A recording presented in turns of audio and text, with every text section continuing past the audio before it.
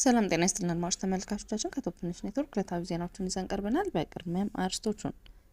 ምርጫ ቦርድ ያሳለፈውን ውሳኔ እንደማይቀበል እናት ፓርቲ አሳወቀ። የኢትዮጵያ ሀገራዊ ምክክር ኮሚሽን በኦሮሚያ ክልል ከወጣቶችና አካል ጉዳተኞች ጋር ውይይት ማድረጉን ገለጸ። በኢትዮጵያ ተላላፊ ባልሆኑ በሽታዎች የሚጠቁ ዜጎች ቁጥር መጨመሩ ተነገረ። በአፋር ክልል ኤርታሌ አካባቢ የተከሰተው እሳተ ገሞራ ፍንዳታ አመድ ጭስ በረራዎችን ቢያስተጓጉልም በዓለም አቀፍ የአየር ንብረት ላይ የሚያስከትለው ተጽዕኖ አነስተኛ ነው ሲሉ ባለሙያዎች አሳወቁ። አወዛጋቢው አሜሪካ መር የእርዳታ ተቋም በጋዛ ስራውን አቆመ።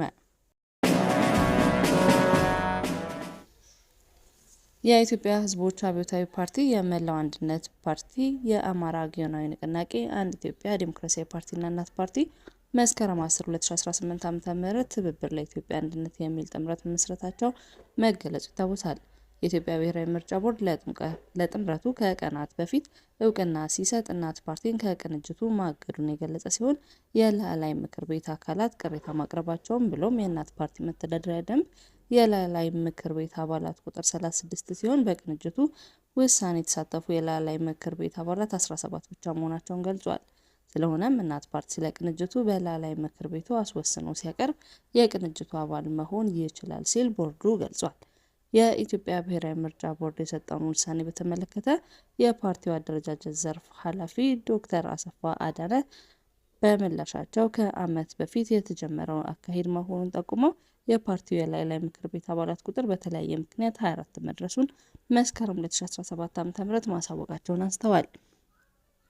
እንዲሁም አሁን ቅሬታ ያቀረቡት የላዕላይ ምክር ቤት አባላት የተባሉት ሁሉም የምክር ቤት አባላት አለመሆናቸውን ስብሰባ እንዲጠሩ ምክር ቤቱ ቀነ ገደብ ያስቀመጠ ሲሆን ስብሰባውን ሳያደርጉ ቀርተዋልም ብሏል። ቦርዱ በቀደሙት ጊዜያቶች ከፓርቲው የደረሱት ማስረጃዎችን ተቀብሎ በጥምረቱ ምስረታ ላይ እስኪገኝና ፍቃድ እስኪሰጥ ድረስ ምንም አይነት እርምት ሊደረግ አለመጠየቁን ዶክተር አሰፋ ገልጸዋል። በቅንጅቱ ምስረታ ዝግጅት ወቅት ፓርቲዎቹ ያሳለፉት ውሳኔ ቃለ ጉባኤና የምስረታ ቅንጅት ረቂቅ መተዳደሪያ ደንብ ለምርጫ ቦርድ ተልኮ ቦርዱም ሰነዶቹን ከመረመረ በኋላ በመተዳደሪያ ደንቡ ላይ ብቻ መጠነኛ ማስተካከያዎች እንዲያደርጉ በማሳሰብ የቀረበለትን ሰነዶች መርምሮ በቅንጅቱ መስራች ጉባኤ ተገኝተው የሚታዘቡ ሰራተኞች በተመደቡበት ጉባኤ በዕለቱ የቅንጅቱ ምስረታ መፈጸሙን አሳውቀዋል።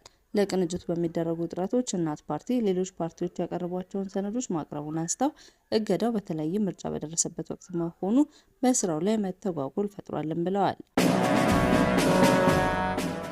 የኢትዮጵያ ሀገራዊ ምክክር ኮሚሽን በኦሮሚያ ክልል በጅማ ክላስተር እና በአራቱ የወለጋ ዞኖች ከሚገኙ ወጣቶችና አካል ጉዳተኞች ጋር ውይይት ማድረጉ አሳውቋል። ኮሚሽኑ በጅማና በወለጋ አራቱ ዞኖች የሚገኙ ወጣቶች፣ አካል ጉዳተኞችና ሴቶችን በማወያየት ለቀጣይ የሚከናወኑ ተግባራት የግንዛቤ ማስጨበጫ ስራ መስራቱን ገልጿል። የኮሚሽኑ የተደራጀና አጋርነት ከፍተኛ ባለሙያ የሆኑት ፍሬሰናይ ገበያው እንደተናገሩት የሀገራዊ ምክክር ኮሚሽን በሀገሪቱ ላጋጠሙ ችግሮች ወሳኝ የሆኑ የመፍትሄ ሀሳቦች እንዲቀርቡ ተሳታፊዎችን ጠይቋል። በምክክር ሂደቱ የወጣቶችና ሴቶች እንዲሁም አካል ጉዳተኞች ተሳትፎ ተጠናክሮ እንዲቀጥልና እስከ ታችኛው ማህበረሰብ እንዲወርድ ጥያቄዎችን ከተሳታፊዎች መነሳቸው ገልጸዋል።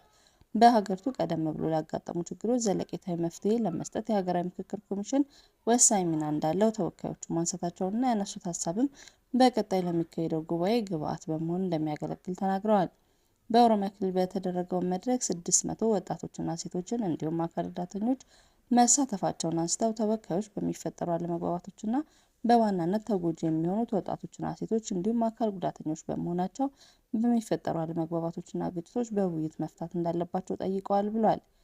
በክልል የሚገኙ ወጣቶች ከፍተኛ ቁጥር ያላቸው መሆኑን የገለጹት ከፍተኛ ባለሙያው በምክክር ሂደቱ በመሳተፍ የመሪነት ሚና መጫወት እንዳለባቸው አጽንኦት መስጠት፣ ስለዚህም ኮሚሽኑ ምቹ ሁኔታ መፍጠር አለበት ሲሉ ጥያቄ ማቅረባቸውን አንስተዋል። ኮሚሽኑ ከኦሮሚያ ክልል በተጨማሪ በአፋር ክልል ተመሳሳይ መድረክ በማካሄድ በቀጣይ ለሚደረገው የምክክር ሂደት ግብዓት ማሰባሰቡን የተናገሩት የኮሚሽኑ ከፍተኛ ባለሙያ በቀጣይ ተመሳሳይ መድረክ በጋምቤላ ክልል እንደሚዘጋጅ ጠቁመዋል። በኢትዮጵያ ተላላፊ ባልሆኑ በሽታዎች የሚጠቁ ዜጎች ቁጥር መጨመሩ ተነገረ። እንደ ሀገር ተላላፊ ባልሆኑ በሽታዎች የሚጠቁ ዜጎች ቁጥር መጨመሩን የጤና ሚኒስቴር አሳውቋል። በጤና ሚኒስቴር ሚኒስትር ዴኤታ ዶክተር ደረጀ ዱጉማ በኢትዮጵያ ተላላፊ ያልሆኑ በሽታዎች መጨመራቸውን ተከትሎ ስጋት መደቀኑን ጠቁመዋል። ተላላፊ በሽታዎች እንደ ሀገር ለመጨመራቸው ምክንያት የሆነው ደግሞ ዜጎች የተመጣጠነ ምግብ አለማግኘት፣ የአካል ብቃት እንቅስቃሴ አለማድረግና ሲጋራ ዘውትሮ ማጨስ ዋነኞቹ ናቸው ሲሉ ሚኒስቴር ዴኤታው ተናግረዋል። በእነዚህ ምክንያቶች ዜጎች ስር ለሰደደ የኩላሊት ህመም እየተጠቁ ነውም ብሏል። የልብና የደም ዝውውር መስተጓጎል ሰለባ ሆነዋል። እንዲሁም ለስኳር፣ ለካንሰርና ለአእምሮ ህመም በሽታ የሚጠቁ ዜጎች ቁጥር ጨምሯል ብለዋል። ተላላፊ ያልሆኑ በሽታዎች በቀላሉ ማከም ይቻል የሚሉት ሚኒስቴር ዴኤታው ችግር የሆነው ዜጎች በበሽታው ከተጠቁ በኋላ ራሳቸውን አግለው ለብዙ ጊዜ ስለሚቀመጡ እስከ ሞት እየደረሰ ነው ሲሉም ገልጸዋል። መንግስት ችግሩን ለመቅረፍ የ5 ዓመት እቅድ ነድፎ እየሰራ መሆኑን በመግለጽ በዚህ እቅድም ለበሽታው አጋላጭ ምክንያት የሆኑ ናቸው የሚለውን በመለየት ከምንም በላይ ማህበረሰቡ ላይ ግንዛቤ ማስጨበጫ ስራ ይሰራል ብለዋል። በተጨማሪም በጤና ተቋማትና ከጤና ተቋማት ውጭ ተላላፊ ባልሆኑ በሽታዎች የተጠቁ ዜጎችን በመለየት አስፈላጊውን የሕክምና ክትትል መስጠት እንዲሁም ማህበረሰቡ ቢያንስ በዓመት 2 ጊዜ ወደ ጤና ተቋም በመሄድ ምርመራ በማድረግ ተላላፊ ካልሆኑ በሽታዎች ነፃ መሆኑን ማረጋገጥ የሚችልበትን የአሰራር ስርዓት መዘርጋት ላይ ትኩረት ተሰጥቶ እየተሰራ ነው ሲሉ ተናግረዋል።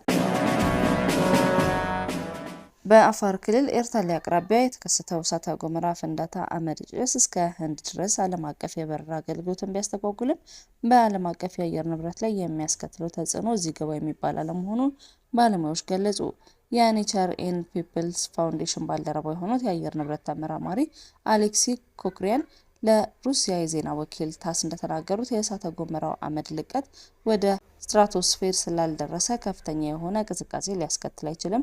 አክለውም ፍንዳታው ባይኖር ኖሮ ከሚጠበቀው ትንበያ ጋር ሲነጻጸር እሳተ ገሞራው በ2025 እና 26 ክረምት ወቅት ዓለም አቀፍ አማካኝ የምድር የአየር ሙቀት መጠንን በ0.05 ዲግሪ ሴልሺየስ ገደማ ዝቅ ሊያደርግ እንደሚችል ትንበያ ያስቀመጡ ሲሆን ይህንም ተጽዕኖ እዚህ ግባ የሚባል አይደለም ሲሉ ገልጸውታል።